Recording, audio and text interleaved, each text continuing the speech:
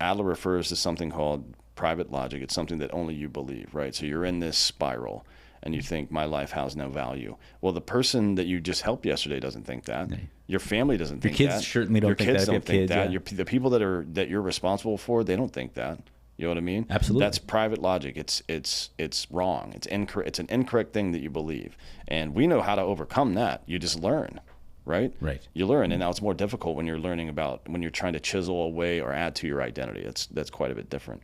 So repetition matters, right? Positive reframing is what it's called. I wouldn't say to simulate that crisis in your head, but definitely think about it before you get to the apex. You know what I mean? And say like, hey, sometimes, just have an internal dialogue with yourself. Sometimes I feel like I'm not worthwhile.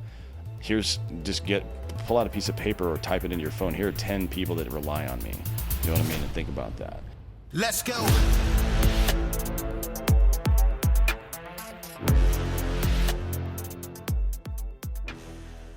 Welcome to Citizen. We have a special guest today, I believe for the second time Yes, sir. on this show, Mike Catherwood. People may know you from being on Dr. Drew's show for a while, or your alter ego, Kulo Breaker. Yes. Which is one of the best characters on the internet, in my opinion. Thanks, dude. That means a lot. That whole Cholo thing, it's like, it's weird. There's so many there's like how many Scorsese movies about like, the Italian street culture in New York Irish City. mob and Boston. Irish in Boston, yeah. right? And you the Cubans in South Florida, but that insanely vibrant. And there's movies and shows that have addressed it or shown it, but I just love that culture so much, even as someone who's admittedly I'm not a street guy. I'm not a Cholo. Yeah. But growing up in LA and being Mexican and having like even just family members, like being able to observe it and then also being half, like it gave me this point of view about it. And I just love it. And I love seeing there's parts of Tokyo. There's like districts of Tokyo where guys pull their socks up and they wear Nike Cortez. And I'm really like, it's funny. fucking awesome. That's I love really it. Funny. Yeah, it's every person I know that's Mexican, even partially, both loves and consistently makes fun of Cholo culture because it is a really funny caricature, to be honest. Yeah. And but it's so genuine too. Well, it's not like an affected Right. thing, like some like hipster bullshit. Yes. It's not affected. It's just like, that's that dude. And that is what always, I think, made me really love it so much was that, other kind of tough guy street culture imagery or cultures themselves, they were always uniformly kind of macho. And I loved that Cholos were absolutely undoubtedly macho and tough and like kind of alpha, but they had no problem drawing like elaborate pictures of them as like an Aztec with their girlfriend in their arms with bullets covering their boob and pulling up their sock and playing handball. Not you know what I'm saying? Like everything. They had no problem and spending their entire time making their car jump and be pink candy flake. Like I love that there was like this kind of childlike reverence to it. It is weird, isn't it? Yeah. That it's like so. I don't want to say infantilized or anything, but it is like if it were white people, it would be like a dude dressing up like a cowboy every day and going to his job at in a cubicle. You know what I mean? Because it's like that's what I want to be when I grow up. Is this kind of whimsical, goofball. Right. It's also a tough guy. You know what I mean? And it's really funny. I don't know how that got started, to be honest. I don't either. It's so unique to kind of like that Southern California because it's like the Chicano culture in other parts of the country. It's different, and that I love that. I love that. And then another thing too is that, like you said, I don't know a lot of other. I've recognized in Texas, especially, like a lot of the kind of more traditional Southern tough guy. That world, I will throw in with kind of Cholo culture is that they're perfectly comfortable making fun of themselves. Yeah, like they're in on, and then like I loved. I always, because you can't I was thinking about it the other day. I was thinking about my wife and I were talking about Idiocracy, and I thought about because Mike Judge is like a real idol of mine. Everything he does, in my opinion, is like he just hit it. He hit it out of the park. I was thinking of King of the Hill, and I was thinking of like Idiocracy and these things. It's coming back, right? What? King of the Hill? Yeah. That's crazy because I guess Dale just died. Dale Oh, Gribble. that's right. that No, he got character. murdered, didn't he? Yeah. That's It's, crazy. yeah. Yeah. Not great. Oh, was it Dale? No, it wasn't Dale. It was, the Rock- Indian guy. Red Rock or Rock. I can't remember his the fucking native, name. He was yeah. he was on Parks and Rec too. He got murdered in San Antonio. Yeah, I didn't even know he was gay. By the way, I didn't either. Is that weird? Yeah. I It's like I like usually you can tell. To be fair, right? But I also, and I mean this, I always say this, like, I always have the lead in when I talk about this to the gay community and stuff. I don't care. The reason you and I probably didn't know is because, like, I don't give. Telling me you're gay is like telling me you're brunette. I'd be like, okay, what the Yeah. why'd you even waste my fucking time telling me? You know? It would be like if you just met somebody in the street and were like, hey, I'm a really big fan of broccoli. I'm like, okay, well, I don't know what to do with that information. Thanks. It doesn't inform me in any way. And I mean that in a meaning, like, in the 90s, who like, you as an adult decide to have sex with is that doesn't bother me either way. it's even farther than that though for me, or further than that, because it's a throwback to the 90s when we were a post-racial culture, and people can say whatever they want to about that, about Rodney King and OJ and all this other bullshit. We were a post-racial culture in the 90s, and here's the evidence. I think the highest grossing non-Titanic film that was actually the highest grossing R-rated film of the entire 1990s was Bad Boys. Nice. 2 black leads, one of them dating a white woman. Yep. Right? And everybody loved it. Literally everybody loved it. And nobody had a goddamn thing to say about who was what race. It's true. And I was thinking about that with the show Rock. Do you remember Rock on Fox? It was with Charles S. Dutton. Yeah. And yeah, he was awesome. Okay, but the beauty of that was, like you said, it was an entirely black cast about a black family in kind of the Baltimore area, but it wasn't. No one referenced that. It was it was a sitcom that people were black. There was no kind of, like you said, post-racial, and I think there was a lot of value. There's a lot of leverage in that because once you insist on making an issue of everything, you can't help but make an issue of it. I mean, what were the best, I guess, sitcoms or family dramas of the 90s? Definitely The Cosby Show was up there. Martin's up there. Fresh Prince was there. on fire. I mean, Friends was insane. Yeah, I mean, Friends was gangbusters. Friends, I think that's got to be the best. Well, I don't. When I say best, I mean successful. Performing. Yeah. But yeah, there was Seinfeld. I think something. I saw the finale of Seinfeld had the ratings. I was like, wait, what? It sounded false. Like a football game or something. No, like World Cup finals. Like, oh shit! It was like in the maybe close to 100 million, like that kind of. I didn't know that. That's crazy. MASH and Seinfeld, with the 2 finales with that. When was MASH? Like 78 or something? Or no. Early 80s, I think it ended, 80. but it was kind of hit its heyday in the 70s. But what I was saying about like King of the Hill and Idiocracy is, like, you can't really parody something that you don't love. Yeah. You and I can't parody Al Qaeda. You know, we just be like, wait, fuck those. You know, there's no parody. You have to have some level of reverence and appreciation for something that if you're gonna successfully poke fun. You know. Yeah, that's definitely true, and I think that making fun of each other is a really important thing. Yeah. For people, I think comedy in general is kind of like a pressure release valve for society because it gives everybody permission to laugh at each other, which is good because it kind of moves all the pretense out of the way. You know what I mean? Sure. It's like, well, we're not really different. You're a fucking weirdo, and I'm a fucking weirdo, just different ways. And I like tacos. You know what I mean? It's like that's how the conversation between 2 dudes goes. Nothing establishes genuine, authentic comfort in a social setting more than kind of comedy. At least for dudes. Yeah.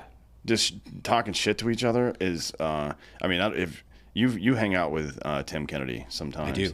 He's just a relentless asshole all the time. And he does it with a smile, so it's hard to tell that he's being a dick sometimes. Here's a perfect way to break down the Tim assholianism. He beats the fuck out of me in jiu-jitsu. Like, he's clearly obviously much better than me, but lots of guys technically destroy me. Tim beats me up. He beats me up on purpose. And tells me how shitty I am as he's doing it. And one time I finished a round and he was walking away. He goes, "Hey," and I was like, "Yeah." He's like, "You know, I only do that because I know you can take it." And I left the academy feeling like I had just won the UFC middleweight title because there was an acknowledgement there, like you're saying, like it's a way of showing kind of bonding. It's a way of kind of representing that. And women, by and large, do not have that. I do not see my wife and her close friends or her sister shitting on each other. No, only when one of them leaves the room. Yeah. You know what I mean? That's a whole different Quite situation. frequently, yes. But not face to face, typically. But there is something to that in the male female dynamic too, though. Especially if you've been with a woman for a long time, when they're in certain parts of their cycle, they will passive aggressively challenge you. Yeah. And it feels to a lot of dudes like disrespect, but that's not what it is. It is the taming of the shrew, right? Are you familiar with this work of art? I don't know. 90% of the people I mentioned that to don't know what it is. It was written in the early 1590s, 90 or 91. And it's about an unruly woman who gets dominated by a man, which is how this is supposed to work. Right. Right. Like all these dudes that are out there, these so-called Sigma males that are bitching about low-quality women. Like, what are you talking about? You sound like the dumbest motherfucker of all time. Do you not understand that you're the man in the situation? Right. You know what I mean? Well, and also like we deal with racism, like we deal with LGBTQ stuff. Oftentimes, what we are presented is not representative of the overwhelming majority of people. Like I can't meet any good women. Yeah, because you're watching these women on these podcasts who are admittedly cunty. That's not most young women nowadays. You know what I'm saying? No. You need. This is. I can't remember what the phrase or what this is called, but you need to put your attitude and ego aside a little bit and actually understand what the person's saying. And there's two principles at work. One is called the principle of charity, which is from this first century Jewish historian. And he said, when you're interviewing somebody or debating with somebody, you should at first take what they're saying at its best possible meaning, even if you know, until they've proven that they're a nefarious actor. Okay. Take it at their best possible meaning. So they say, like, maybe a progressive person says, I think everybody should get free health care. And my alarm bells in my head start saying, well, what do you mean by free? Yeah. Exactly, right? Because somebody's paying for it.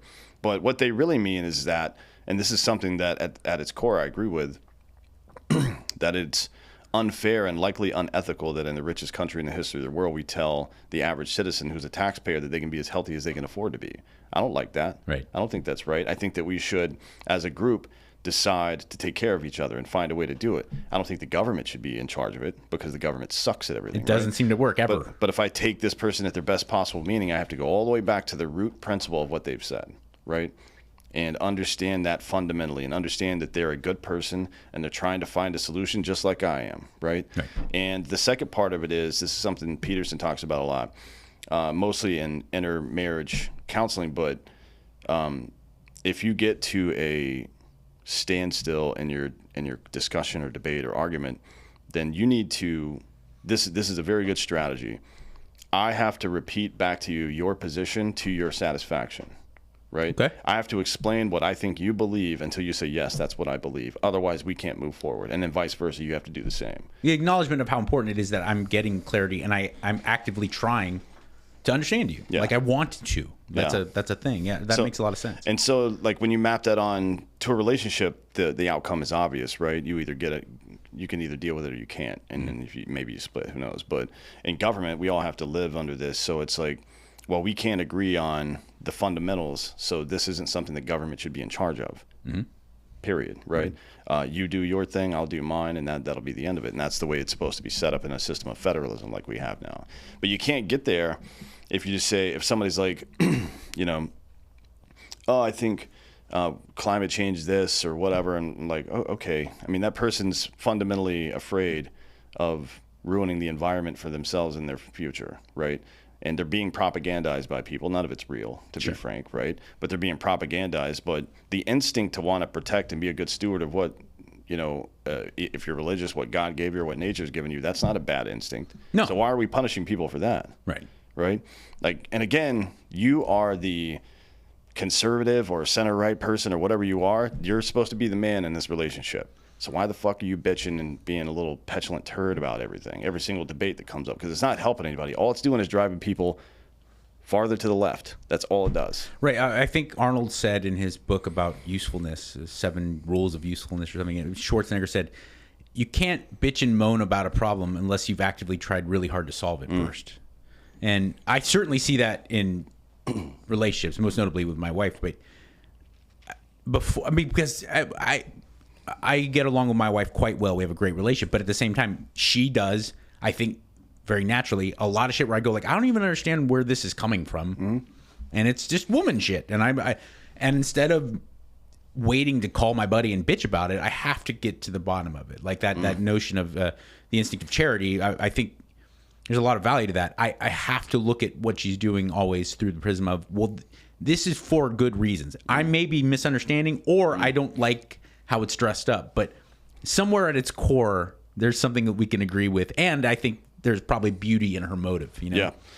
Yeah. And then some of it is like, this is something that men should really work to understand, because not that it's going to make the behavior from what, because women get crazy sometimes. Yeah. Legit. And so do we, though. Our crazy is different than theirs. So for us, it might be road rage, for example. Like masculine aggression is going to leak out from time to time, and it's not always pretty. Sometimes it's like something happens that I don't like, and I get fucking angry and start swearing about it, and that is... like my mood has elevated, my amygdala has been activated, and now this woman who I'm supposed to protect is feeling some kind of way about that, right? Maybe afraid or maybe insecure or whatever. So I've affected her negatively, right? That's how it goes sometimes.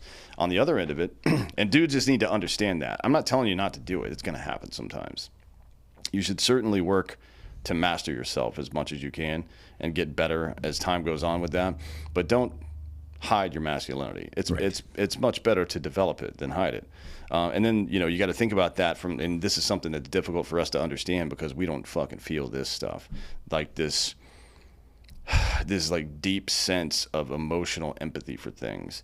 Dudes don't really, unless it's like your own child or something, you don't feel it the same way, or maybe your dog even. I'm not even saying that tongue in cheek. I mean it. Something that you are physically responsible for. No, I've lost control of farm animals and pets that have gone by, but obviously humans is a different level. But. Yeah, for sure. But it's the same general premise.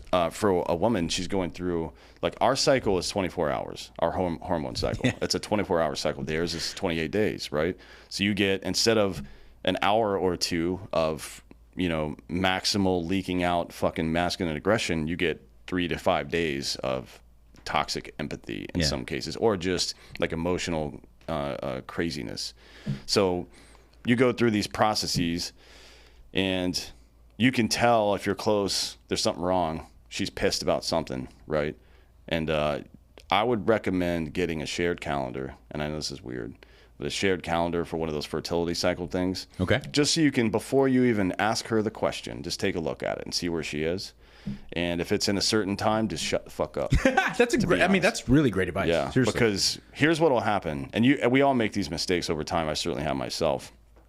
Being a man, you want to solve the problem. You can't in this scenario. I'm telling you that you can't. There's not a way to solve it. But what's going on in her head, because I've actually gone through these conversations, and they weren't always pretty, but what's going on in her head is, I'm having an irrational emotion right now, and I'm fucking mad at you about it. But she's smart, so she knows I'm not going to fucking say anything because it's stupid. It doesn't make any sense. So she's going to keep it to herself, but she can't hide her mood. And we're close, so I could see it, right? And in the beginning, you're like, hey, just tell me what's wrong. It'll be fine. And she tells you what's wrong. And then your first instinct is to get defensive and overreact to it. And she's like, I shouldn't have even said anything. And then I think about it 2 or 3 days later. I'm like, yeah, I shouldn't have said anything, actually. I should have just made you some tea and fucked off somewhere, because figured out a way to be nurturing about it. Yeah, because it is just that what would have lasted 30 minutes for me is going to last like 2 days for her. It's a no-sum game. My wife and I, we've been married 13 years. Is like we've graduated to. I may fuck up and then ask her what's wrong, but she's perfectly comfortable going like, I don't want to solve this problem right now. I just want to gripe about it. So if you're okay with that, fine. Sit here and listen. If not, then no harm, no foul. And just because I'm not in a position where I'm looking to solve this, I'm upset. Yeah. Yeah. And you're gonna immediately try to fix this, and that's not good necessarily. Yeah. Well, I mean, it won't work. Yeah. Right. And it's just gonna from the woman's perspective, she's either gonna feel even angrier or embarrassed because we all have dumb thoughts And I would recommend not saying everything you think. I don't know if people are into that or not, but I do get the stream of consciousness sometimes. The president is a big fan of that. Yeah. He just, anything that comes by his mind, he will. Yeah, it's not always great. But yeah, I mean, just like, again, it's the same idea, going back to understanding the fundamentals of how this stuff works, so you can behave accordingly. Yeah. And I'm not asking you to be happy that your wife gets fucking stupid a couple of days a month and acts like a dick for no reason. I don't think she's probably not happy about it either. She's the one that feels like shit. I'm just kind of fucking puttering around like, hey, what's going on? You know what I mean? So, you know, I don't expect guys. I think you're making a really good point. I don't expect guys to be happy about their wives being irrational in certain ways, certainly for a small period of time. But I also don't think it's crazy that your wife understand. A lot of times you may be pissed off at something, and so my wife's a hippie, like a legit hippie too. Like, it's not like a Whole Foods hippie. And sometimes someone will screw me over some way, and she'll be like, you know, we can do these breathing exercises and this and that. And I was like, honestly, I want to go deadlift or hit a heavy bag, and that will help me. And I know it doesn't make sense to you, but I want to go be kind of primal in that way. And I think, you know, oftentimes a lot of guys have a hard time recognizing that in the feminine. Yeah. In the feminine yeah. way. I mean, but I don't know that women recognize it either. I mean, if you're a dude out there, I would have this conversation with your woman. Like, hey, I understand that this happens during the month and you're feeling this kind of way for a bit. I know that I can't solve that problem, although my instinct is to try. So forgive me for trying sometimes, but I also want to be understanding, and you need to understand that the thing that's causing me the kind of discomfort you're feeling right now is usually stress, right? Over work, money, whatever. You know, that's more typical for the man. Absolutely. So as I'm being understanding, I need you to help me release stress somehow. Sometimes it's sex. Sometimes it's you going out with your boys getting fucked up. Sometimes it's sports. Just like a lot of times it's just quiet. Yeah. Just even if we're together, just sitting there, nobody's talking and watching some stupid shit on TV, so I don't have to think for a while, right? Absolutely. So this is like, to be honest, this stuff is pretty easy to do. As an individual, it's not easy to. It's simple, but it's not necessarily easy to, right. Well, to live out. Yeah, it takes time, and you got to communicate with each other. I think personally that it's pretty easy for you to control your own self in that way and be deliberate in that way, but it's impossible to make somebody else do it. Sure. Right. So that's going to be, I think, especially for dudes, that'll be the key stressor. I think that's really good advice, and I'm totally in support of that, and I see. And I get sympathetic to kind of the plight a lot of times of women. The one area where I put on my like red pill hat and alpha male Reddit guy is there's been so much for years. There's been so much media, whether it be books or doctors and psychologists, psychiatrists talking about, and sitcoms. You even see it in like sitcoms and regular pop culture, where the dysfunction of men is either tolerated or dealt with by women. And there doesn't seem to be a lot of reciprocity, and no one seems to be sympathetic to female dysfunction and how it can really wreck a guy's life. Give me an example.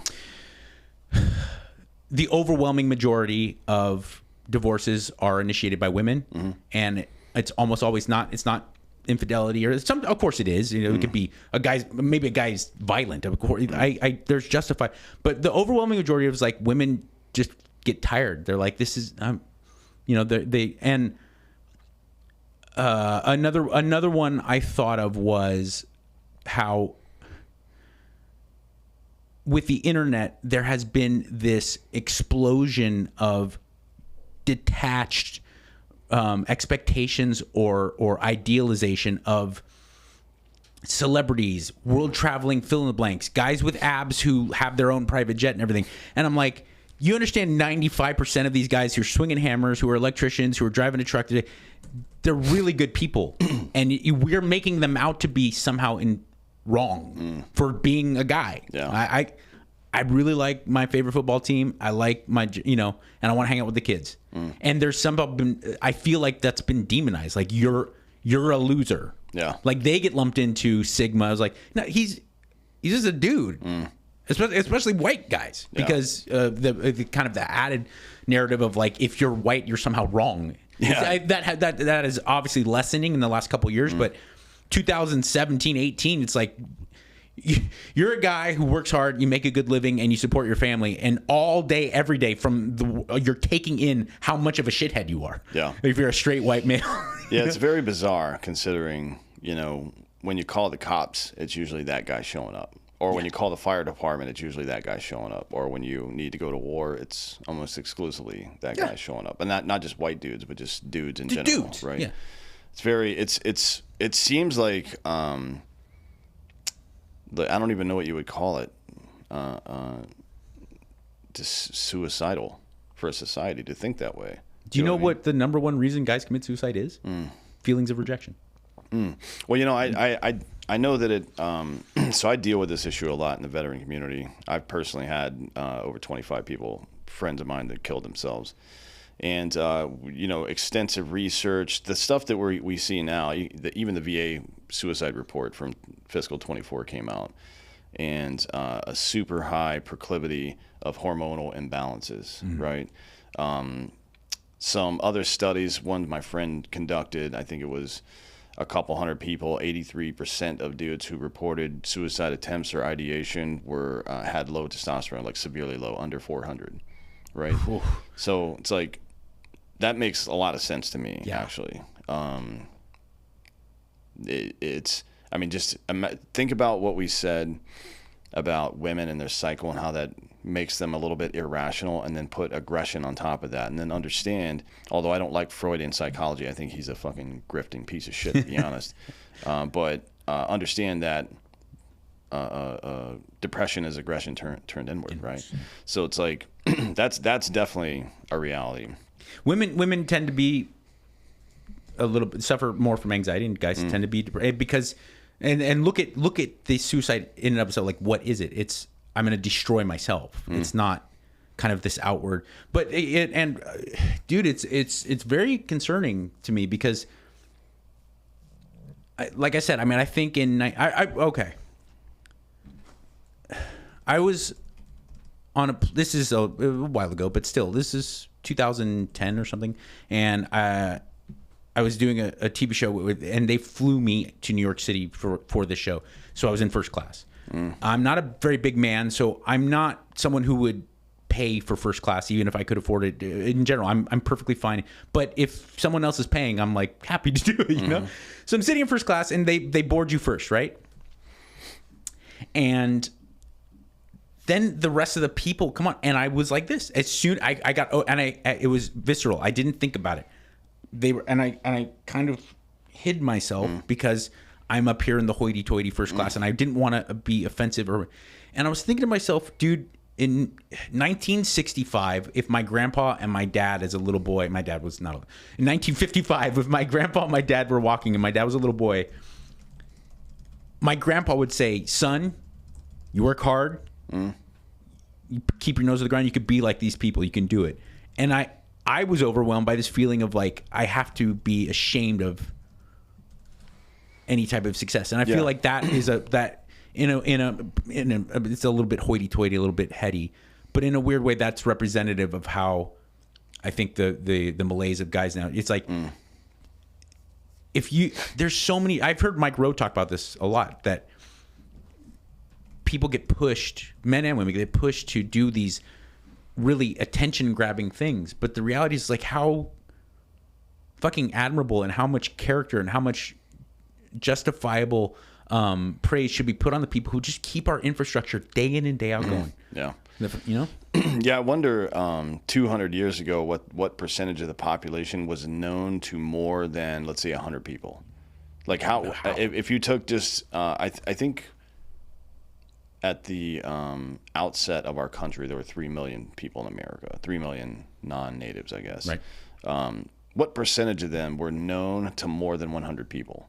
Probably like a couple people in Congress and the president. Yeah, that's it. Right? Or a huge businessman or a famous bank robber or a But even then, how many people were reading the paper? Even if, let's say you were, they couldn't read. Diamond Jim Brady, like they probably, you're this baller railroad magnate, still the people in your immediate area, that's about it. Yeah. So why have we, I mean, certainly the technology has facilitated the possibility, but why have we participated in it is odd to me. I mean, what you're describing in the front of the plane is imposter syndrome in a big way. But I would counter that when you find yourself in a position of power, and everybody will at some point. Nobody will go through their life powerless, even if it's just your children, right? You're in a spot that somebody else wants to be in. You have you should not shrink away from it. You've got a responsibility now to represent the goodness of that position and goodness as a whole. So that person will want to succeed, because the more everybody wants to succeed, the better we all do. That's how it works, right? So you've got now, whether it's something silly like sitting in first class on a plane, or achieving something big in your company, right? Or doing something heroic even. Right. You've now, whether you wanted it or not, you now have the responsibility to live that life, right? That is the story that we tell each other.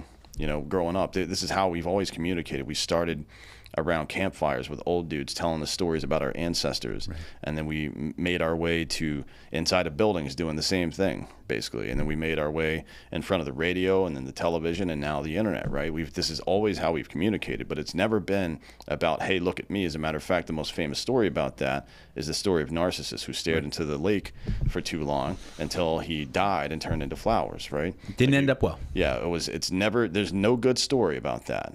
What's the other one? With the fucking painting, Dorian Gray. Oh, right? yeah. So it's like none of these stories. I would have never got that reference. Thank you. Yeah, it's a good one. These are all the same story. Yeah. And none of them work out the way. And look, this is before. This is just, these stories are just people reflecting on what they see in social life, right? That's what all these stories are, including the Taming of the Shrew that I mentioned earlier.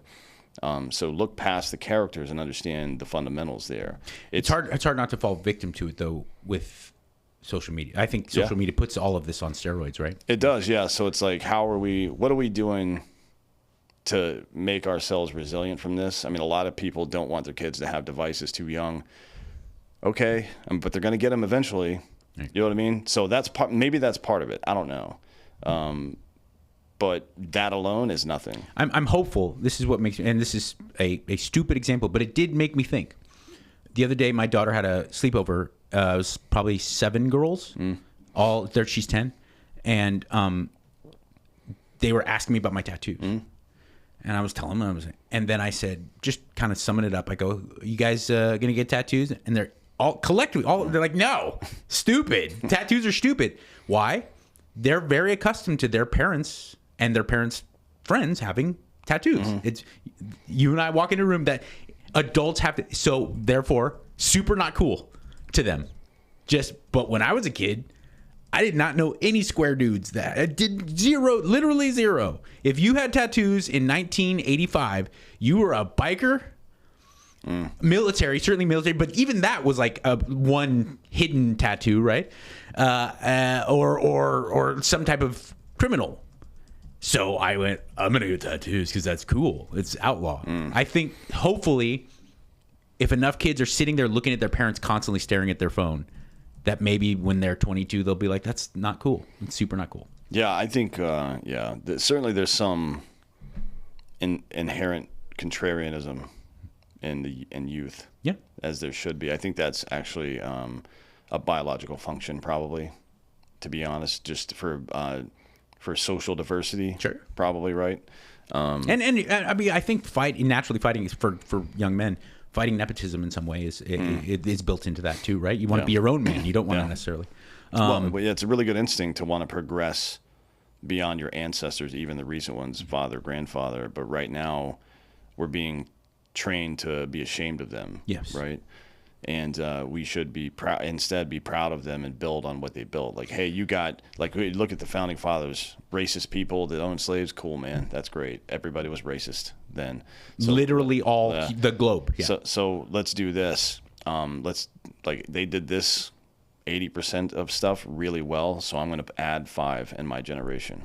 right? And we'll get there eventually. Yeah. That should be the thinking. And that, for some reason, it just, I mean, it's, for what I say for some reason, but it's obvious why people are trying to dissolve our culture. But yeah, that's certainly the way. And I like the idea of ancestor worship. It's why I like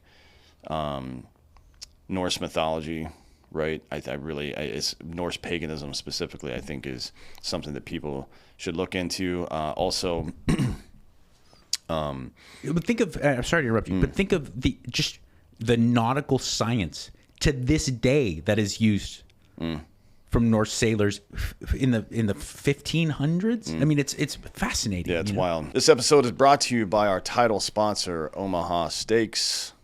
From handcrafted steaks to family grilling favorites, Omaha Steaks delivers the world's best steak experience for all of your 4th of July grilling plans.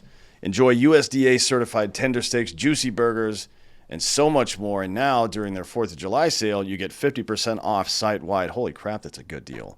At omahasteaks.com. Plus, our listeners get an extra $45 off with the promo code CITIZEN at checkout. This is a very American company, folks. They've been around since 1917, America's original butcher.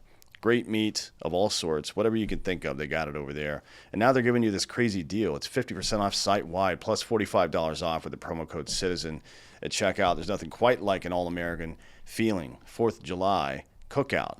You know what I mean? You got to celebrate being American because we are the best country in the world. It's the perfect time to stock up and celebrate with the exceptional handcrafted flavor and convenience of Omaha Steaks. Grass-fed, grain-finished beef, more marbling for exceptional flavor, and is the choice of steakhouses and professional chefs around the world. Plus, don't forget about all new smash burgers. They're built for the grill. 6 minutes from the freezer to the grill. Perfect. I made a bunch last week, and it's just some of the best in the world. So once again, get fired up for the 4th of July with Omaha Steaks. Visit omahasteaks.com for 50% off site-wide during their 4th of July sale, and add an extra $45 off with the promo code CITIZEN at checkout. That's 50% off at omahasteaks.com and an extra $45 off with the promo code CITIZEN at checkout. See site for details. This episode is also brought to you by First Form, firstform.com/Drinking Bros, the best protein in the business. Protein is the building block of life, folks. I say it all the time. You replace every cell in your body over the course of 2 to 10 years, depending on how active you are, how much you eat, and how clean you eat. And if you're replacing it with garbage, you're going to be garbage. So make sure you're eating the best possible protein you can and supplementing with First Form. Don't forget about the micro factors. It's just a little simple pack. Open it up, dump it in your mouth hole, and feel better. You know, they've got the liver detox, which is a great thing for people that like to drink or people who, just want to be healthier. And then they have all these other supplements. They've got great pre-workouts. They've got great protein in all the flavors. And then, of course, for people on the go like us, they have exceptional meat sticks, protein sticks, and a variety of different flavors. And then the level 1 protein bars in a variety of flavors as well. That we talk about this stuff all the time. They're great. So go to firstform.com/Drinking Bros. It's the best company in the world. You've seen us with Andy. You've seen the company. We love these guys. It's a very American company. So go support them and support us. Firstform.com/Drinking Bros. That's OneStPHORM.com/Drinking Bros. So it's like I think we were a better culture when people, and I say ancestor worship, and the West typically hasn't done that in the way that you would maybe say that China does, right? Or that for North Korea, the king is the grandfather and the president is still the dad, technically speaking, right? Kim Jong-un is just the leader of the military. He's assistant producer. Yeah. He's the grip in his own fucking country. But the way that we worship our ancestors is like, I'm proud to be Irish or Mexican or whatever, right? But I'm building on that. That's not who I am. That's part of it, right? Or my grandfather was in World War II or this or that, right? So something honorable. And what we used to do, whether we realize it or not, was borrow honor from our ancestors in the past and try to live up to it and even progress beyond it, right? And then live our lives in such a way that the people that came after us would be able to do the same. It was important to us that our family down the line would be proud of us, right? And now it's like this isolation that people are engaged in. A lot of it is social media because they're getting all the dopamine that they need from doom scrolling instead of actually talking to another fucking human being. You know what I mean? So I don't think there's any... Isolation has never been more awesome. I was talking to a young kid at jiu-jitsu. He's a college-age kid. I was like, hey, listen, I'm going to shit on you about how... Because I was talking to him about chicks. Immediately, I'm always... That's my first question about anything. And he was like, yeah, maybe I'll scroll Tinder every once in a while, but it's not a thing. And I was saying, like, dude, when I was your age, I hated going to bars. I hated going to clubs or whatever, but I had to because I wanted to meet girls. And it forced me to kind of broaden my horizons, blah, blah, blah.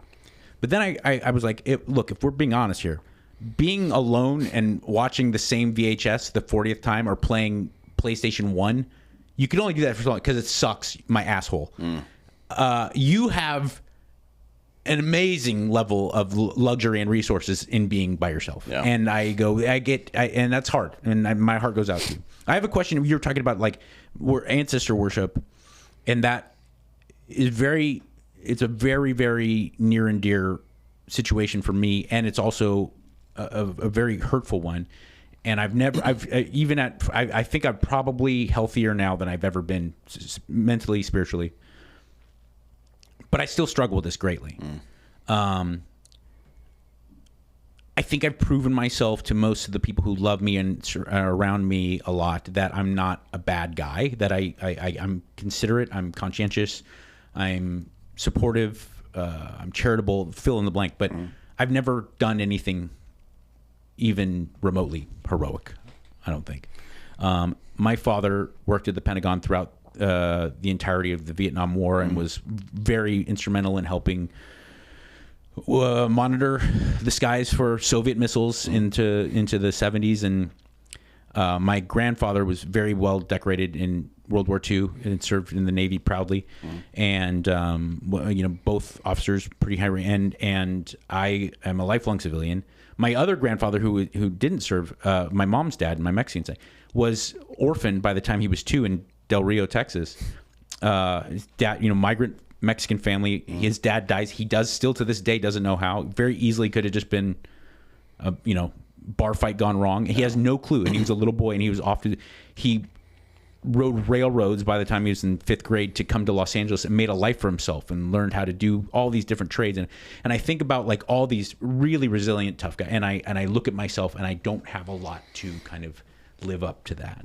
And as someone who has served in the military and served quite greatly, that's a box you can kind of check off.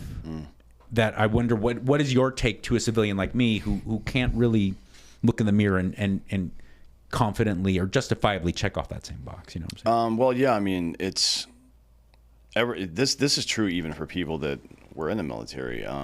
Every generation has their fight. My friends that joined the military in the early 90s and got out in the late 90s, they served one enlistment tour. They never went to war.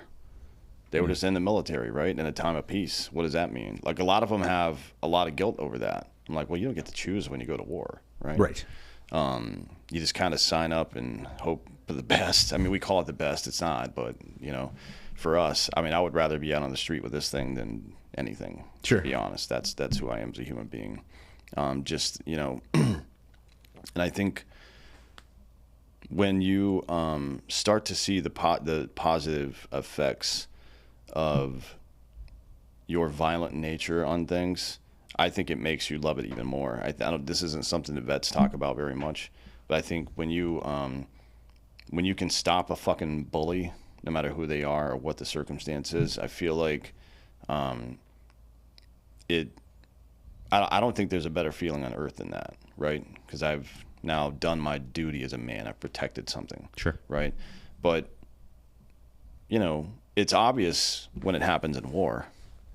It's obvious because that's the circumstance you're in. A lot of clarity there. Yeah. But it's not so clear when you're in civilian life. You know what I mean? But I find that it happens because I'm tuned into it. I find that it happens more in my civilian life now than it ever did in the military. Really? Yeah. Like, for example, and some of it is silly. I've talked about this recently. Me being, as I mentioned before, in this position of authority, whatever it happens to be, and having people that look up to me or want to be where I am, so I live life a certain way, right? And I'm pretty brutal in the way I speak to people sometimes, but I just don't have it in me to coddle folks, right? So, and I don't think it's particularly good for men to be coddled anyways. No, I agree. But I get routinely anytime I post some kind of video about fat people or anything like that, routinely drinking bros in the comments saying I was a fat piece of shit until you shamed me into losing like 100 pounds. I'm like, all right, cool. That dude's going to live 10 years, 15 years longer now because I called him a fat retard. Yeah. You know what I mean? And maybe it wasn't a gun or a fist, but it was my masculine aggression going after this dude for being weak that made him stronger. So I protected that man, right? And as a result, his family as well. It's a good way of looking at it, and you're right. It's hard to deny if you can positively influence someone's life, and if you have this forum, you can positively influence a lot of people's lives, and so that there is some heroic value in that. If you can put yourself out there and make other people stronger, especially other men stronger. If you're a man, you can make other men stronger, whether it's your own children or the men over whom you have influence, or even just your buddies, right? Then you've created a force multiplier in a lot of ways, because that man will now go live that life as well, and somebody else is going to see it. You know what I mean? And along those same lines, just in the little bit I've been able to hang out with you, and you're very committed to the military, kind of behind the scenes, and your post-service outreach. And I, as someone who's I've been clean 23 years, and so I've been pretty involved in the 12-step community in different parts of the country. Whole lot of veterans suffer from addiction, and I would be curious, what's your take on that? Because the most concerning aspect I've seen from veterans when they either are in rooms with me or they reach out to me in my personal life, they're so tough and they're so used to dealing with things by doing this. How do you get to a successful area because with addiction, you're not gonna fight Percocet and win. Yeah, you know what I'm saying? There has to be some level of understanding of when you surrender. And it's a very concerning aspect of addiction that I see in the male population is law enforcement and military. Yeah, I mean, I see it a lot in younger men as well. Period. Teenagers, yeah. Actually. Jack Osborne, he's a good buddy of mine. He had the same issues you did. Good dude. Growing up, very good dude. Like, he's one of the best dudes I know, honestly. Always out there helping people. Never talks about it, but he's always up to something. You know what I mean? But I have his father's autograph tattooed. Oh yeah, yeah. He casts a pretty long shadow. That guy, right? Yeah. So you're a teenager growing up on TV, going through your weird phases, and I think that the call to purpose for men is strong, and it comes from somewhere that we don't understand. It can't just be biological in the way we understand it, because it transcends that in many ways. And if you don't currently have some sort of purpose in your life, then you've only got two options, in my opinion, and that's to find purpose or to try to tune it out. Yeah. And maybe you can tune it out substance free, but I don't think so. I've never met anybody that could. Right? You don't know. If you somehow figure out a way to do it, it's not going to be fun or enjoyable. No. I mean, it's not going to be a pretty picture. No, you'll just be an autist. And probability is very low that you would be able to pull it off. Yeah, and but substances, on the other hand, you can tune it out quite effectively. Not always, right? Which is why there's also a high suicide rate amongst those folks, because it'll creep back up on you. But those are the two options, I think, right? And there's a litany of other issues for the veteran community. A lot of leg and back injuries, which get you on, and people, they just throughout the 2000s and 2010s, it's just like pills, right? Now we're trying to work in the stem cell stuff a little bit, trying to do some of the other things. Hormones too. I've seen hormones and peptides has become a thing for veterans, and it's like BPC 157 and TB 500 are pretty effective at helping heal some certain things. But then I got to go back to beyond just the substance part and ask why do men need purpose in the first place, right? This is a biological driver for us. We have this. This is like the scope on your rifle. because I've got all this potential energy and I need to turn it into kinetic energy. And I can either just explode in all directions and do nothing, or I can focus that and actually do something with my life, like a fucking worker ant. You know what I mean? Like that. Maybe that sounds reductive, but we need to do our part in life. And Yes. It doesn't have to be huge. It could just be, you could be 90 years old on your deathbed and look back at your kids and grandkids and be happy that you did that, Yes. right? Or you can build something huge and be happy that you did that. There's a lot of different paths, but each one of those paths require purpose. And I think the reason that people get on the substances, and it isn't just drugs and alcohol, it's food, it's all sorts of stuff. It's like toxic relationships. There's all sorts of addictive properties that people can get trapped by. The reason that they do that, the reason that they feel suicidal in the first place, like I like to, because most suicides happen in a very short period of time. It'll be a casual thought over time, but then there's a moment of crisis, That acute spike. 5 to 15 minutes, where if you don't know how to talk to yourself, then you're gonna die, Sure. right?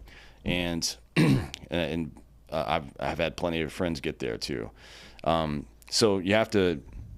This is why I like Adlerian psychology. I'm not sure if you're familiar with Adler or not. I know it exists. I don't know much. Yeah. I don't know really anything about it. He's way more on the personal responsibility side, and let's get this fixed and move on with life, rather than let's stay in therapy for the rest of our lives. That's why I think Sigmund Freud's a fucking cunt. But Adler would say, he talks about something called positive reframing, right? It is training your brain to think the correct thought. And he refers to something that he calls private logic, which is something that only you believe. So let's say that maybe you haven't accomplished what you wanted to yet, or accomplished enough, or maybe maybe you have survivor's guilt because your buddy died and you didn't. I mean, there's a million different iterations of this. But at the core of it is that you don't think that your life has value. That's what you really believe. That the only way you could take it, the only way you could kill yourself and take your life, is if you don't believe it has value. Nobody that believes their life has value would take it. Sure. That's not how that works. So you have to go through the processes of that. And first, again, I say this all the time, get your hormones checked first. If you're having suicidal thoughts, get your hormones checked first, because I guarantee you that's something. If you're a dude, that's something that's going on. But I hate to interrupt you, but because I'm in that kind of fitnessy meathead world, so many people look at male hormones and male hormone regulation as like, I want to be lean, I want to be buff. It has such an extraordinary influence over your mental health. Like, please, I'm not. This isn't. I'm keeping it in my pay grade. This is actual doctors. Your mental health is so extraordinarily affected by your hormones.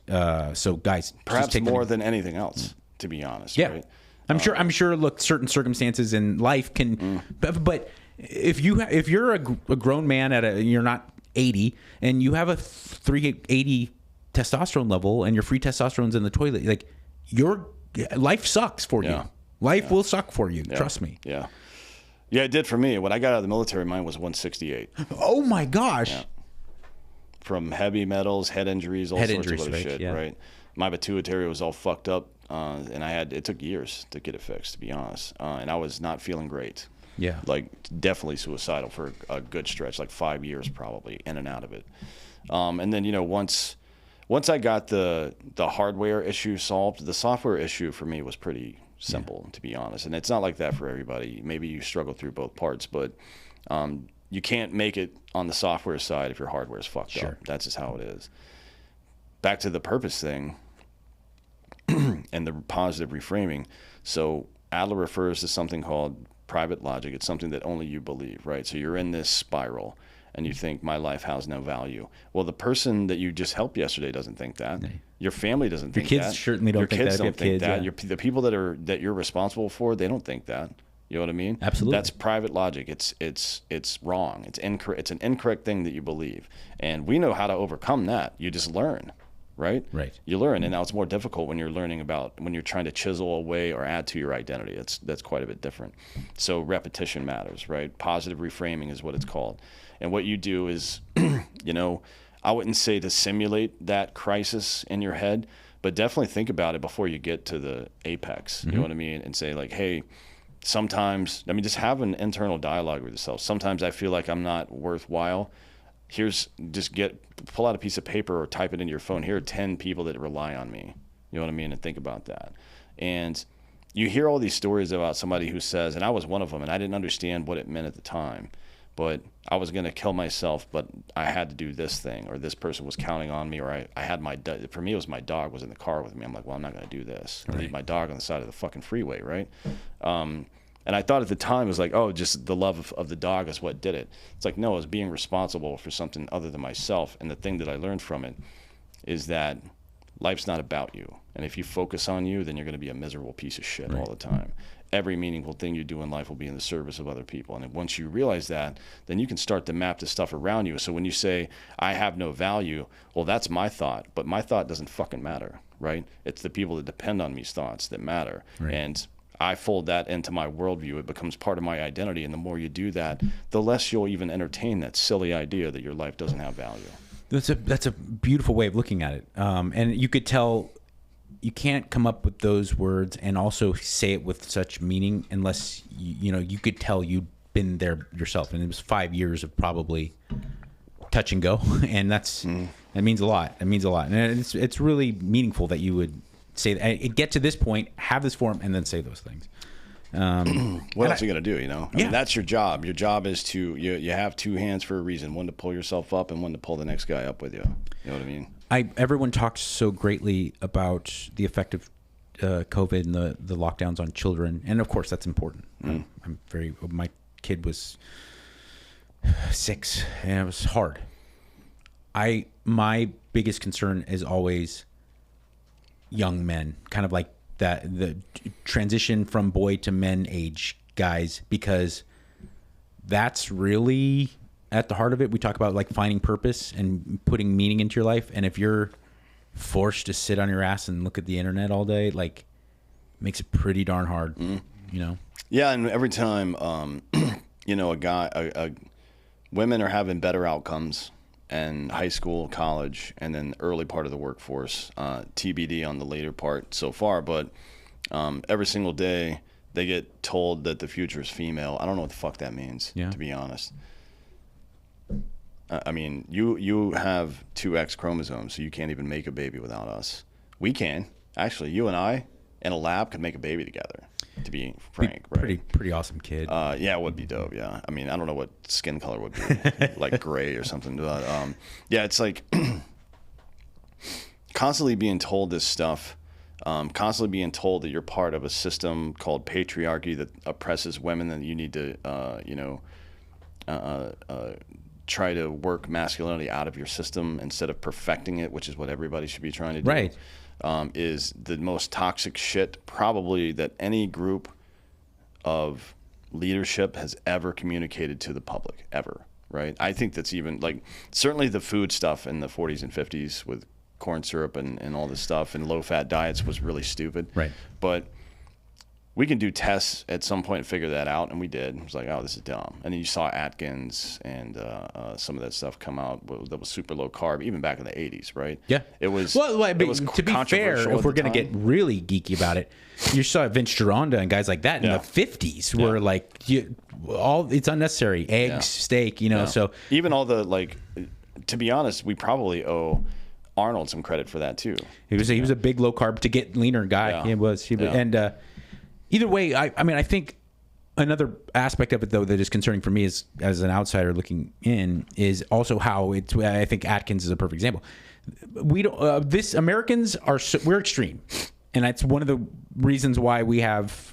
It's very easy to consider it the greatest country in the world. I certainly do. I'm very proud to be American, but we're extreme people. I really wish with social issues, you didn't have to go, okay. I'm watching a film noir the other day from the late 40s, and a guy just literally just hits a woman in the face, and he goes about his business, and I'm like, okay, we needed to do some work, obviously with toxic masculinity, but then it swings so far in the other way that it's like, oh well, standing up for someone, getting in a fist fight in public, even if you're standing up for someone's well-being, is like toxic masculinity. We swing so far the other way. I wish there could be some level of kind of temperance to finding a way to. It was like Jane Fonda, late 70s to the mid 80s, super low fat, like rice cakes and just nonsense diets to lose weight.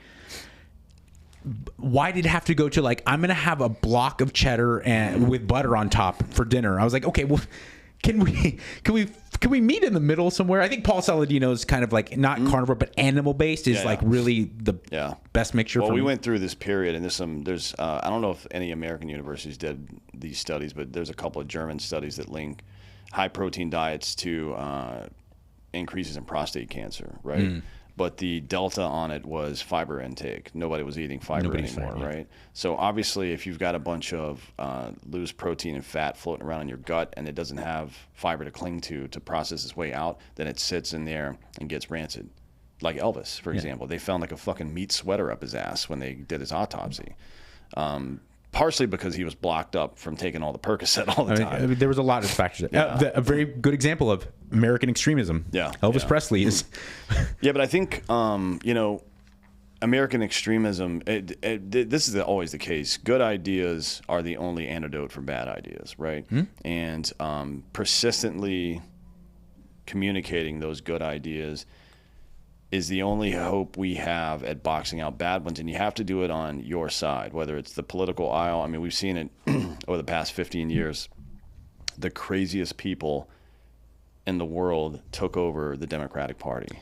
Yeah. Like cutting kids' dicks off, men or women. What the fuck are you talking about? You know what I mean? And I always say, like, this isn't a partisan statement, but let's really be honest with it. Even if you're like a super lib, and if I have plenty of friends that are growing up in LA and being in the entertainment industry, I certainly had plenty of friends and still do. But like, just be honest, take a step back and say, did that not get out of control? I mean, I had to wait till I was 18 years old to get a tattoo. Why? Because there was some pretty serious stakes to that. Yeah. The idea that you would allow the chemical castration of a child, and I'm pretty supportive of trans people. If you're a dude in America, this is the land of the free. You're a dude in America and you want to be a chick, so good yeah, go for it. Don't give a shit. But why does it have to again swing so far in the opposite way? We're now seeing Persian boxers beat the fuck out of women in the Olympics. It's like, what are we doing? And then have the entire media apparatus lie for them. Everybody knew that was a dude. Right. Everybody knew. Right. Yeah, it's interesting. So, I mean, nobody on the left, not enough at least, people on the left were like, hey, pump the brakes. Right. This isn't what we're about. And they got so captured by all that ideology that they're a fucking joke now. What are we seeing now with President Biden's health, right? If you don't like President Trump, that's fine, and you vote for who you want to. I get very angry that I have a hard time believing Rachel Maddow, and now we're seeing with Jake Tapper, who's writing a book about it, that 6 months ago they weren't fully aware that he was not cognitively capable of running the most powerful position in the world. They all knew, they all pushed near, and now that it's all said and done, they can admit it. And I go, that's really crazy. Is this? Am I speaking of? Like I said, I'm not like some super, MAGA right wing guy, but I go, why can't we just all take a breath and go, well, that got nuts. Yeah, there's a video we're gonna publish soon of me in March of 2019. Like, Biden is retarded. Yeah, his brain is not functioning. This is a year before he even entered the race. Like, no, that dude's not running for president. Right. He doesn't know where he is right now. Look at him. He's clearly got vascular dementia. He's like falling down all over himself. And this is no way that an adult human being couldn't look at that and tell what was going on. No matter, like, couldn't honestly say that. Yeah, I agree. Like, I don't know what the inner circle White House staff said to the media to make them believe all that stuff, but nothing they could have said to me would have made me believe that. You know what I mean? Yeah. Like, just my own eyeballs work fine, man. You're not going to be able to lie to me about that. That's what happened to me with COVID. That's what really pushed me to be a more kind of take action guy when it comes to not political stuff, but with social issues, because I'd say, wait a second. It only really negatively affects like people who are ill or have failing health, be it obesity or pre-existing disease, or super old people or super young people. I'm good. I'll be fine. I'll do what you need me to do, but I'm good. I don't need. And they're like, no, you have to. And I was like, no, trust me, I'm good. And then as you start to see more evidence come out about certain things, they would push. I go like, that doesn't. Well, Doesn't make really much sense at all. We established that sunlight and ocean water completely make it non-transferable. But we're going to close the beaches in Southern California. I was like, wait, what are they? That kind of stuff really, that's where I decided. I was like, I'm not going to do this anymore. I think everybody remembers the video of that dude on Manhattan Beach by himself getting arrested. Like, what the fuck are we doing? Where they're like, put your mask on, dude. Yeah, it's like there's a certain level of nonsense where even incredulity doesn't work anymore. It's just like somebody's got to get slapped in the face. Like, you've gone too far. But that's the point. You know, the left, not enough people on the left stop that shit from happening, and it's happening on the right now too. Yeah. All these like Christo-fascists, they're calling themselves. I'm a Christian fascist. I think this is a Christian country, and that should be the law of the land. They want blasphemy laws. They hate Jews. This, right? It's like, all right, cool, man. I mean, look, believe whatever you want.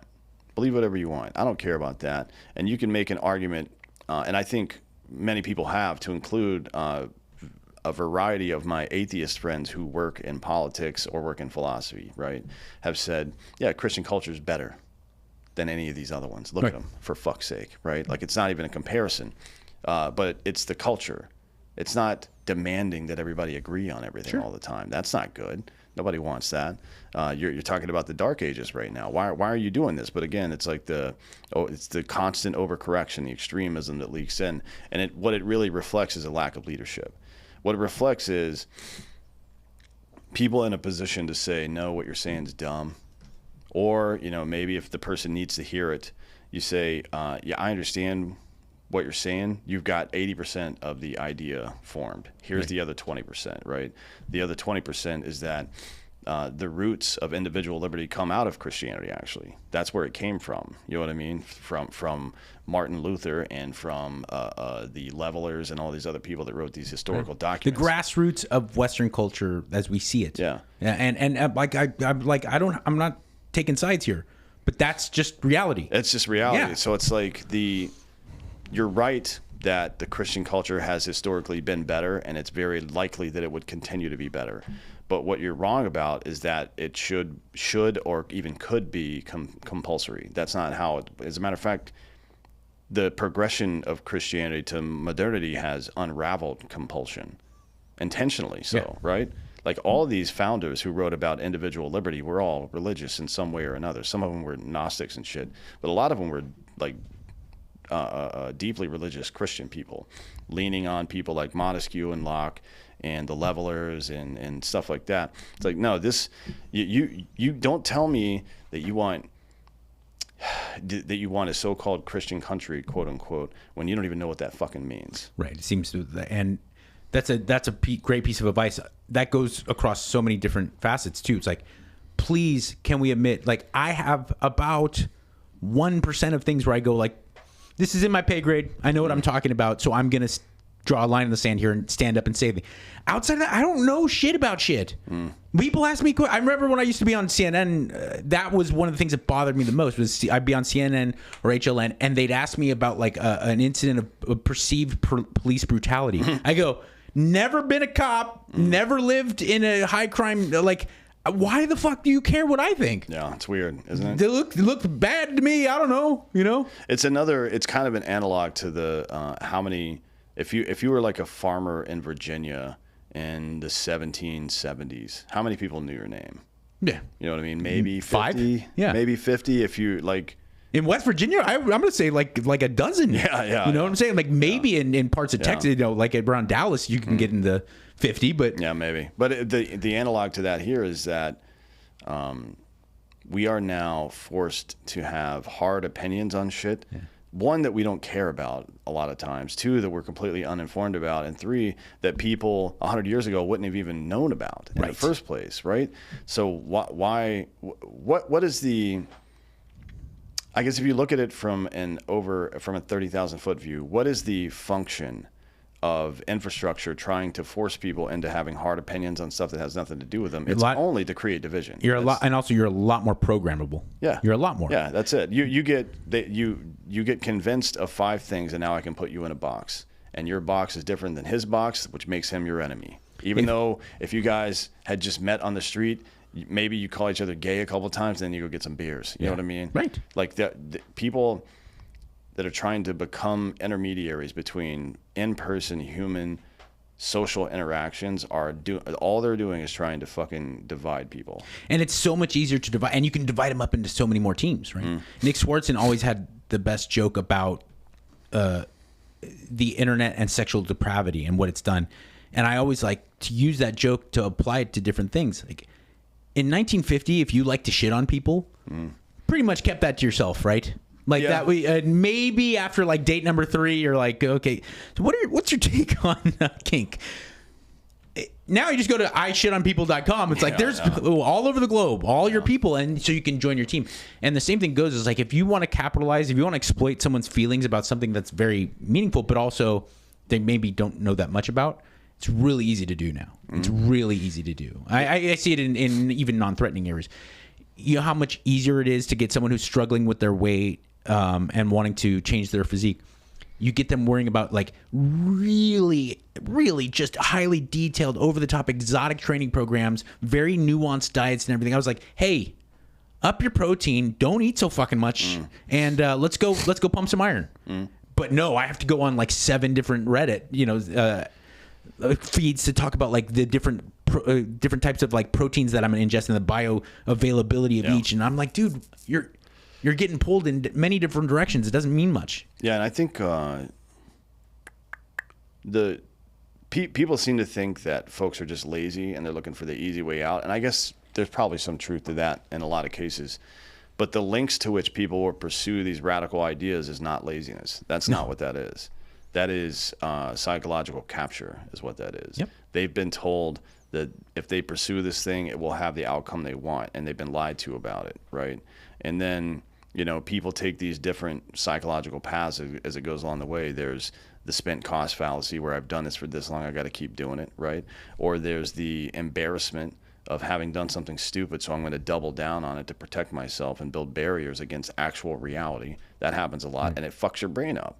People that are living in fantasy worlds and still believe stupid shit, like these poor people that are walking around with masks right now that are worried that the fucking world's going to end in 5 years because of the climate. I mean, if somebody with my temperament was convinced of those things, I would be out there fucking shit up too, right? So while we can't tolerate that, we can't tolerate chaos and lawlessness and stupid shit like that, and those people unfortunately got to be smacked in the fucking mouth sometimes, we should be going a couple of rungs higher and figuring out who's funding this shit and who's programming these people and take care of them, right? That should be the goal, I think, in all of this, instead of just me and you sitting around looking at some purple hair lady on TV and laughing at her and then going on about our day. Yeah, why do you feel like this is important? Yeah, I agree. Get to the bottom of why this is so meaningful and why you would be captured in that way. Because clearly, like, you're misguided and you're probably, like I am in many ways, you're sad and you're looking for something, right? You're searching. Well, women need purpose too, and it's not going to be children for most or for everyone, but for most of them it will be. Yeah, frankly, right? And especially for these, again, another group I feel bad for, women in their 40s and 50s who were told they could wait, and then they've realized now that they made a mistake. There's no going back, right? But all of that femininity that they have, that's a gift to the world, by the way. Is now being expressed in through the lens of, resentment and failure, and it's coming out that way, right? Yeah. So I don't know what else we should expect out of this, and frankly, I don't know. I'm not a psychologist. I don't know how to heal that person.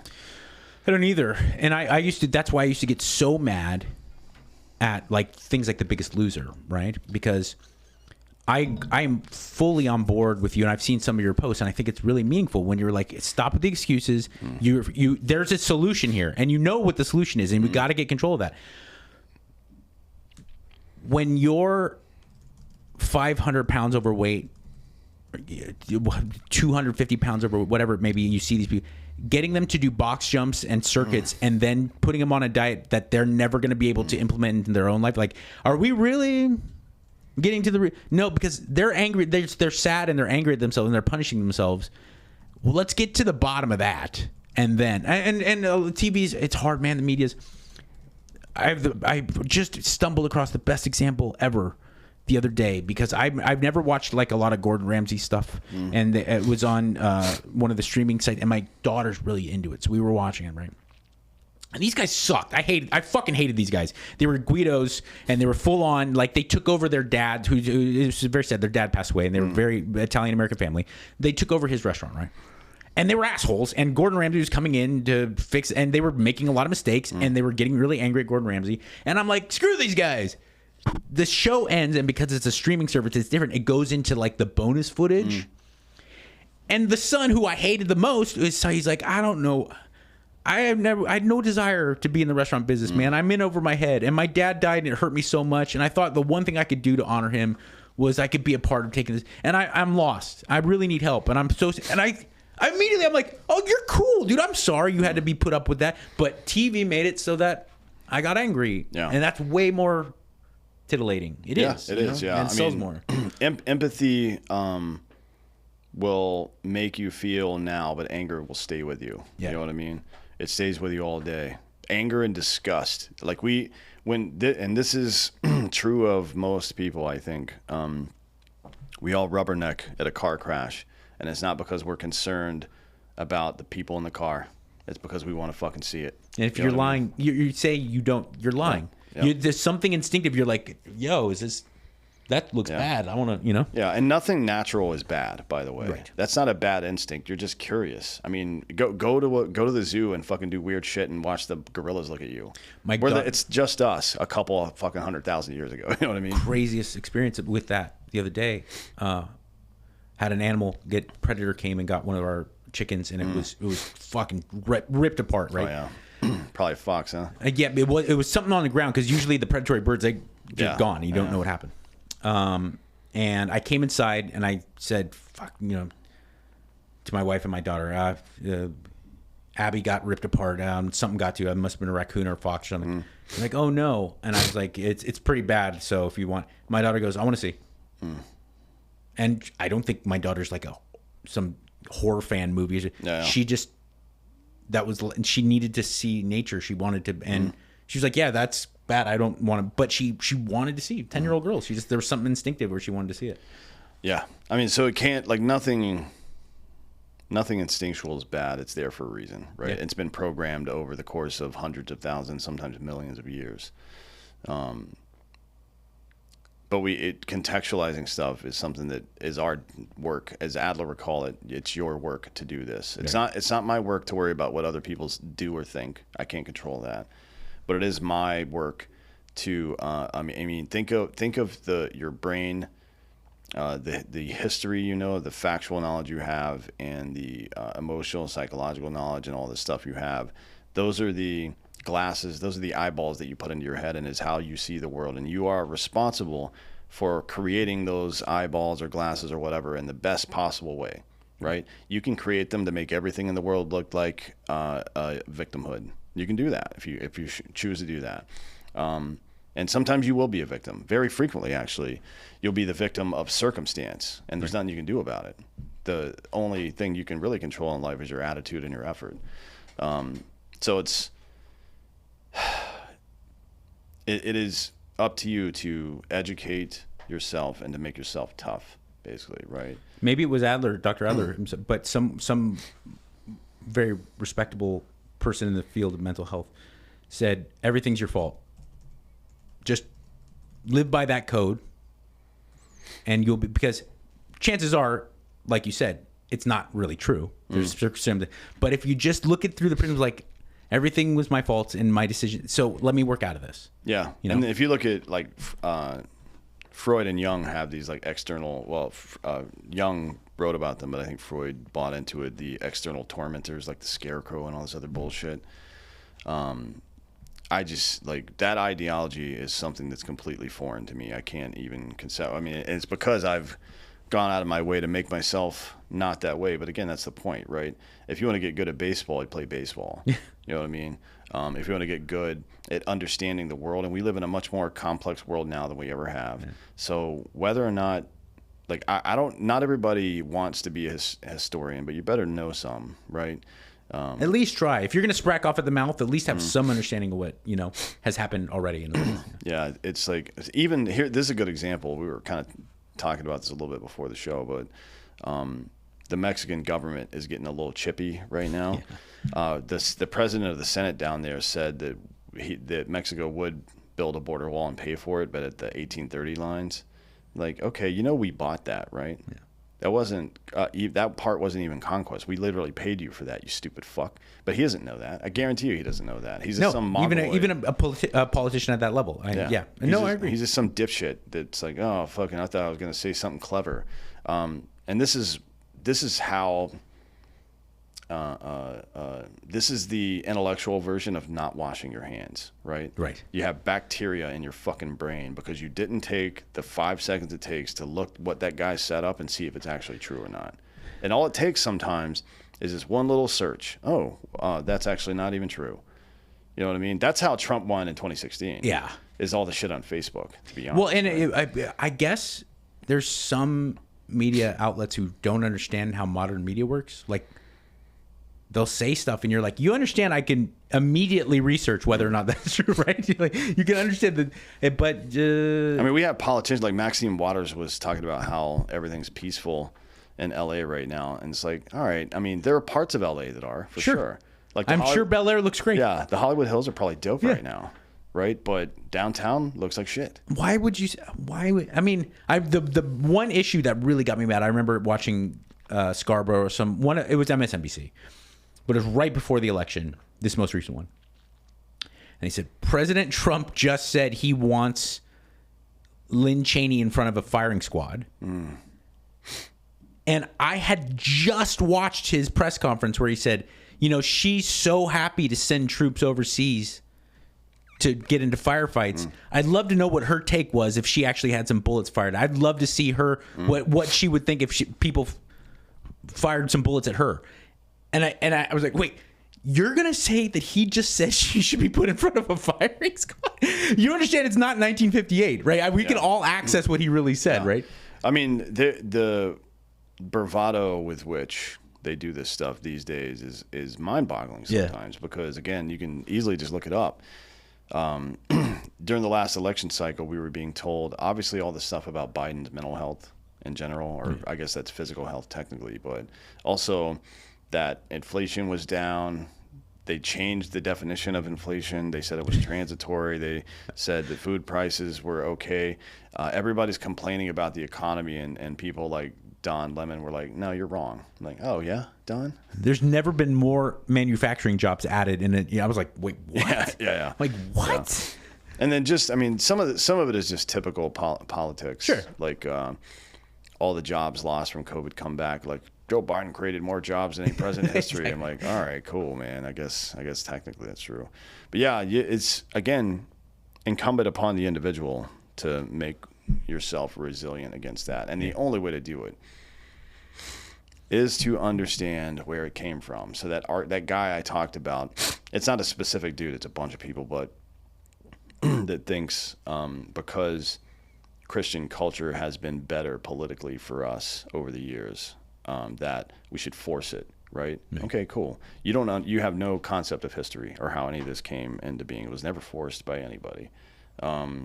Even the oldest the oldest like secret society religious organization that I'm personally familiar with is Freemasonry, right? Freemasonry doesn't require that you be a Christian. It requires that you believe in God. There's a big difference. Yeah, there's people of all faiths, Gnostics even, or people that are agnostic to some degree. That just like, I don't know, but I like this idea, right? That readily participate in that. And then, the First Amendment, freedom of speech, what it really means, you know what I mean? Mm-hmm. Where it came from. It is a natural right.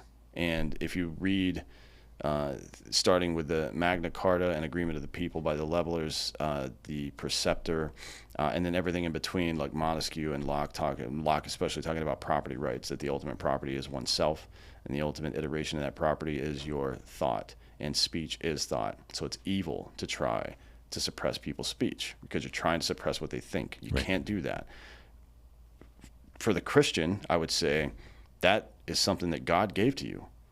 And now this person is trying to take it away from you. right? And that's evil. And you can't then find yourself in a position where you're trying to take that away from somebody else because it's still evil. Just because you're doing it doesn't make it right. And it seems pretty reasonably anti-Christian, right? If that's your whole goal is to silence them because of the push of Christianity, well, that's an awfully anti-Christian idea. Yeah, there's nothing in the New Testament about forced fucking compliance with the Bible.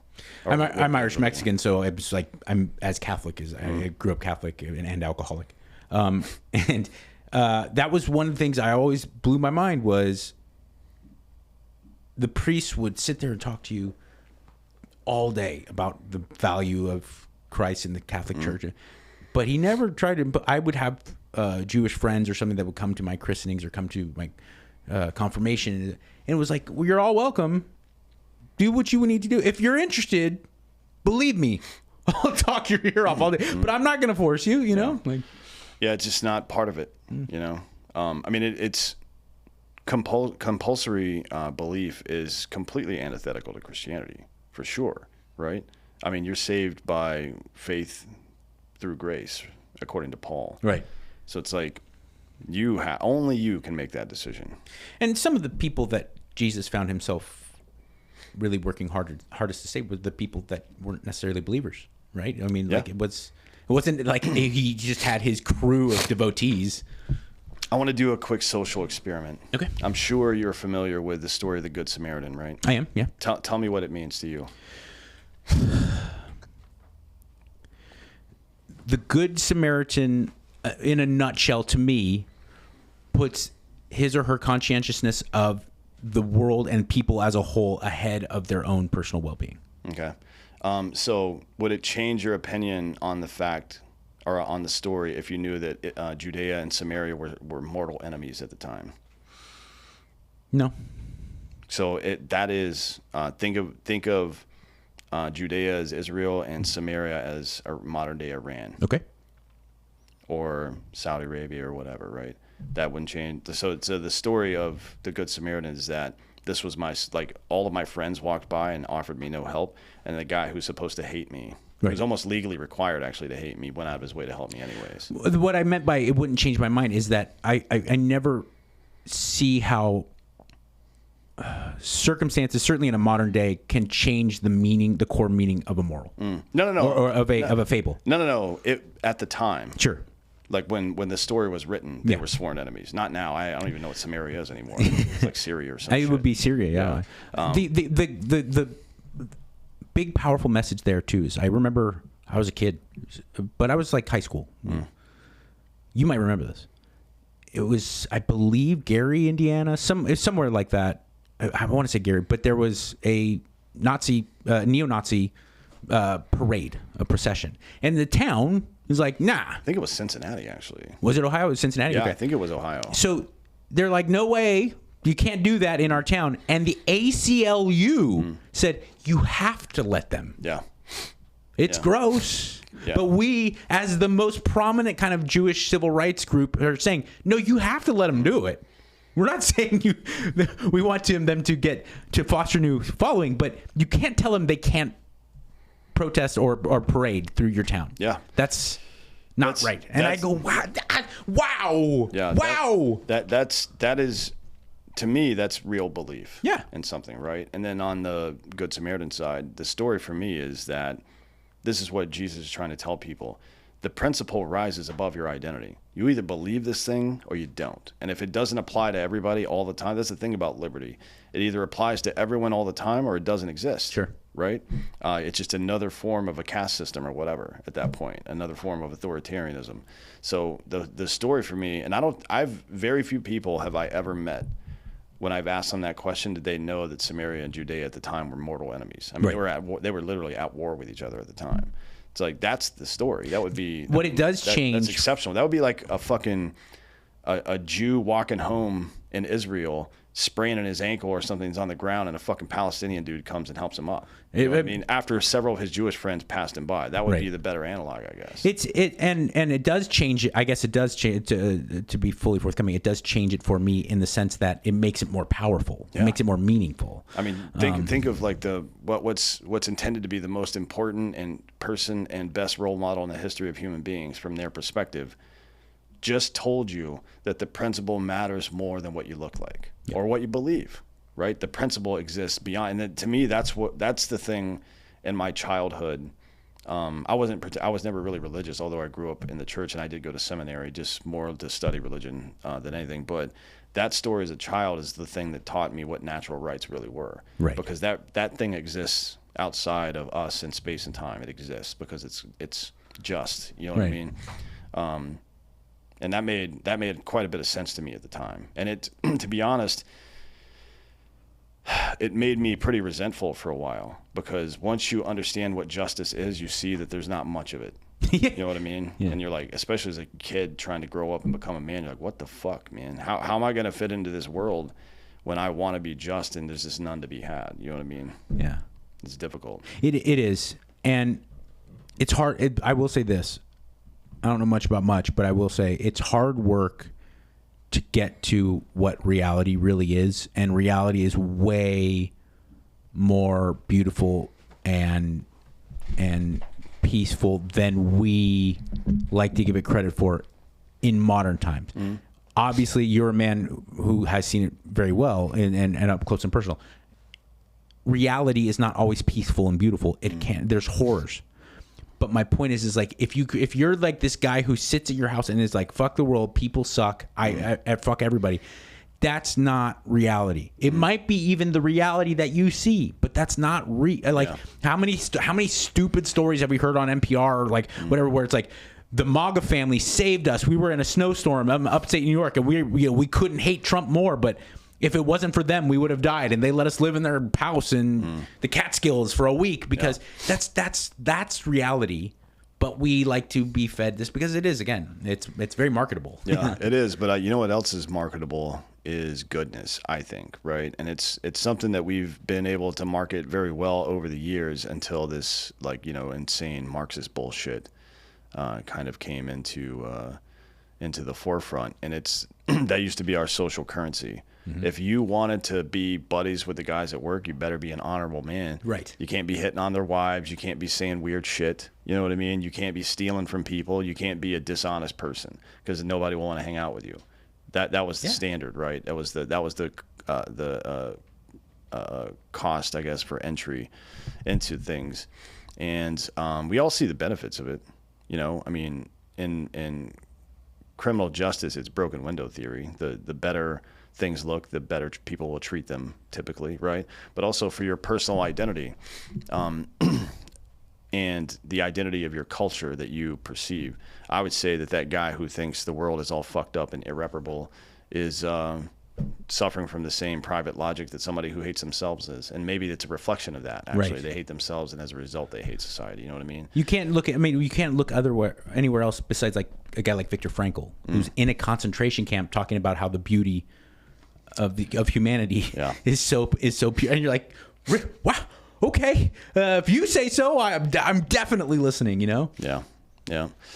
So, again, it's not always the case in life that you have a solution to a problem, right? Yeah. Like, we're all aging. We can do some stuff about that, but we're all going to die. And that's an unsolvable problem, at least until Elon solves it. There's pain and suffering in life that you can't avoid. And I'm not sure that you should, frankly, but you definitely can't, whether you want to or not. But sometimes you get a gift and you know how to solve a problem. And the biggest gift you can get is understanding one of two things. One, I'm the cause, which means you have all the power to change it. Once you realize you're the cause of something, that's the best gift you can ever get. Sure. We're so defensive about that. But once you realize that fundamental truth, then nobody can stop you. Only you can fucking decide to continue doing that or to change, right? Mm-hmm. And the other one, obviously, is that when there's a solvable problem circumstantially in life, like, hey, things are this, and this way. These are the elements. These are the circumstances I'm surrounded by.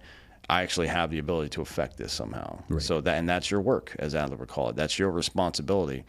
And, you know, just like anything else, a football team's offensive line or a construction crew or an army of ants, everybody, the more people that are doing what they're supposed to be doing, the better everybody else is, right? So your responsibility, if you're out there and you think you have no value, just living your life in a meaningful way will make other people's lives better that you will never even know about. You might not even ever find out. That's right. You know what I mean? So get up off your fucking ass and stop crying like a little bitch and do it. USA. Yeah. Start firing my gun into the air. All right, we got to go do the other show here in a sec. Tell everybody where they can find you. At Mike Catherwood on all the kind of relevant social media. And yeah, thank you, man. It's always a pleasure to sit down with you. And really at Kulo Breaker. Oh, yes. Sorry. Let me, for my cousin's sake, at Kulo Breaker. He's much more entertaining than I am. That shit's hilarious. Thanks, man. Yeah. Thanks for coming. I appreciate it. It's always my pleasure. Yes, sir. And thank you all for listening to The Spin Citizen.